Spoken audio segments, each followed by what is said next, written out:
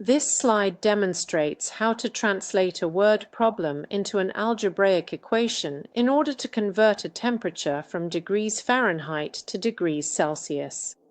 There wasn't much that needed to be changed in this first sentence.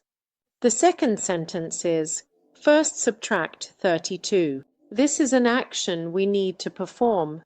The third sentence is, multiply the result by 5/9. This is another action we need to perform.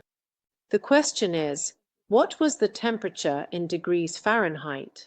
Our first step is to assign the variable f to represent the degrees in Fahrenheit. Our second step is to subtract 32 from f. The third step is to multiply the difference between f and 32 by 5/9. The final step is to set the degrees in Celsius to -22. Now, derive the final equation.